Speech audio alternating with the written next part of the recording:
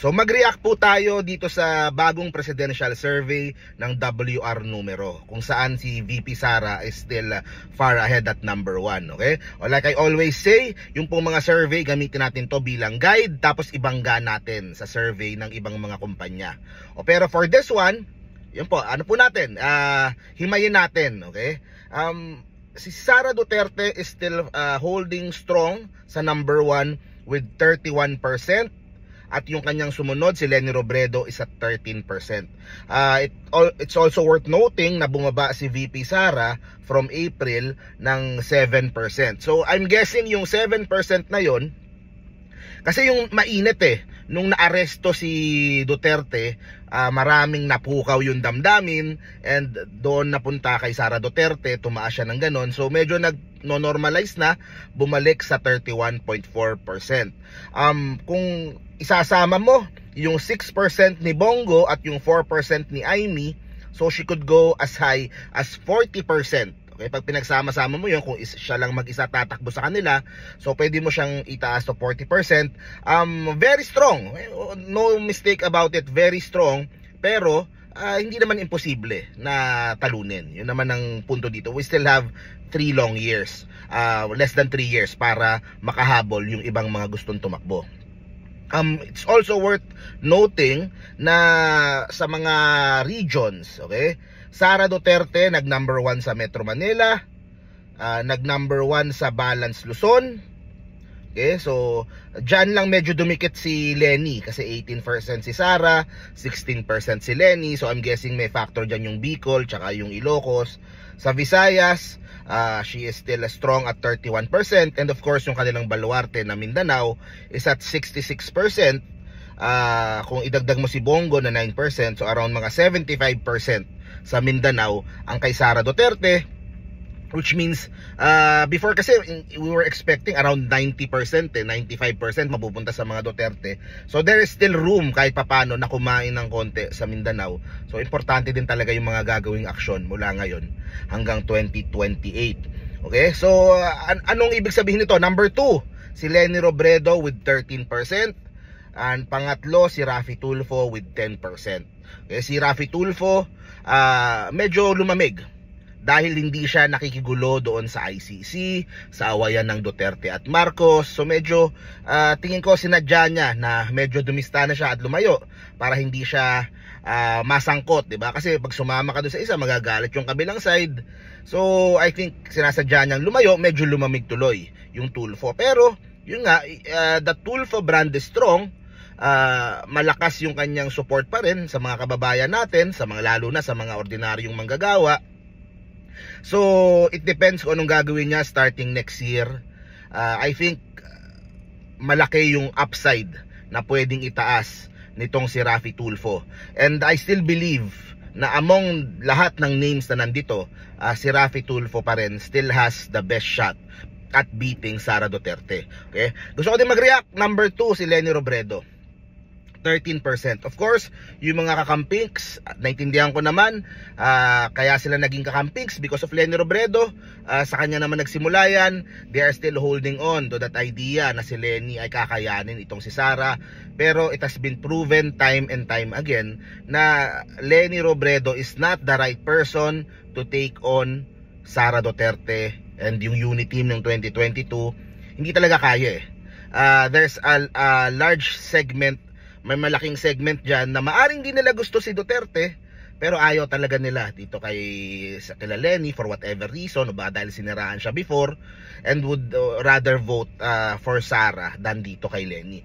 Ang fear ko, ang kinakabahan ako na ipilit itong si Leni Robredo na lumaban uli, na she is strong, meron siyang base, pero yung upside niya hindi ganun kataas It may not be enough. Kung mga natalo na siya noong 2022, pati ba naman 2028. At dahil pinipilit natin itong si Leni Robredo, 'di ba? Nananalo itong kampo ng unity team nung una, at ngayon naman si Duterte. So the Dutertes are benefiting. Sana sa akin ang punto ko dito, as early as now, maganda sana if Leni could step back. Okay? Maganda sana kung sa kanya naman galing, Okay, I will be staying in Naga for the next 9 years. Please take my name out of the surveys. Please, kumaga sa akin mas maganda yung at least bumuelo na lang siya 2034 if she still wants to kesa naman 2028 pilitin natin 2 beses matatalo, parating naman nakakalusot tuloy yung mga kampo ng mga Duterte. So I think it would be best ngayon pa lang kaaga, Leni Robredo, speak up. Alisin nyo na pangalan ko dyan. Hindi na ako talaga sasama. Sigurado hindi ako sasama sa 2028. It is time for the new leaders, and it would benefit not only Risa Hontiveros but si Bam Aquino, na right now si Bam Aquino is nasa 3%, si Risa Hontiveros is nasa 1.4%. And kung ma-realize ng mga pinks na Leni Robredo won't be running talaga sa 2028, doon nila titignan ng mas mainam, either Bam Aquino, Risa Hontiveros, o kung sino man sa kakamping side na formidable presidential candidate or at least VP. So I think Leni should do that sacrifice. Okay? Wag na namang i-float yung kanyang pangalan. Hindi maka-move on yung grupo kapag nandiyan yung si Leni. And in as much as malakas si Leni, yung lakas niya is not enough to beat Sara Duterte. That is, kahit isama mo pa, hindi talaga kaya kukulangin talaga And I think it is time para to let others rise.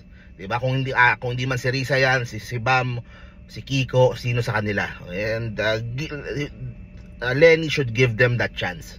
So yun yung takeaway ko dito. Of course, si Senator Bongo, Senator Amy Marcos, nandyan sila in case merong mangyari kay VP Sara na impeachment or maban siya o hindi siya makatakbo for whatever reason.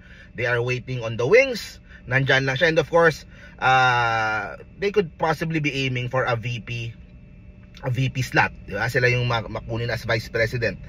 Nandyan din si Robin Padilla with 2%, Chis Escudero 1%, Pacquiao 1%, Romualdez 0.7%. And yun yung ating presidential race. Sa VP naman, Bongo is leading with 16%, Raffy Tulfo 14%. So merong iba siguro gusto yung Duterte pero gusto din nila si Tulfo.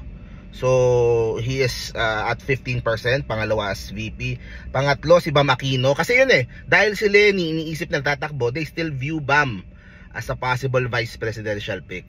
Pero pag alisin mo si Leni, tataas na magiging presidential. Grace po, Robin Padilla with 7%, Grace po 6%, Chis Escudero 6%, Amy 4.5%.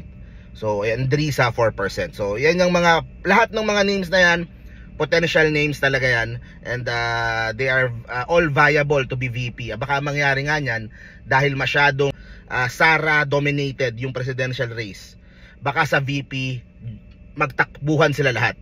Ang prediction ko, kung tatakbo si Sara president, sa VP maraming tatakbo Baka nga walang piliin si Sara na isang VP dahil lahat yan magtatakbuhan ng vice president.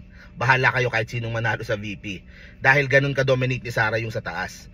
Pero like I said, wala sa pangalan na to, but I think would play a major role sa vice presidential race sa 2028 ay yung isang Rodante Marcoleta. Okay?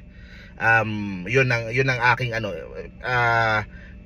pino-forecast na lalakas pa na pangalan sa VP race.